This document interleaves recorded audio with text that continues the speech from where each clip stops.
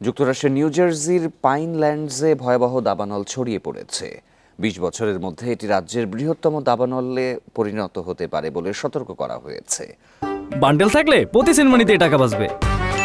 বিকাশ send money bundle কিনে জিতুন প্রতি লেনদেনে। এতে ঝুঁকিতে রয়েছে ১৩০০ বসতবাড়ি। ৫,০০০ বাসিন্দাকে নিরাপদে সরে যেতে বলা হয়েছে। নিউ জার্সির ফরেস্ট ফায়ার সার্ভিস জানায়, বুধবার বিকেল পর্যন্ত দাবানলটি ১২,৫০০ একর এলাকায় ছড়িয়ে পড়ে। এর আগে রাজ্যে জরুরি অবস্থা জারি করেন লেফটেন্যান্ট গভর্নর তাহের শাওয়ে। আগুন লাগার কারণ জানতে তদন্ত চলছে। ২০০৭ সালের মে মাসে একই এলাকায় দাবানলে ১৭,০০০ একর জমি পুড়ে যায়।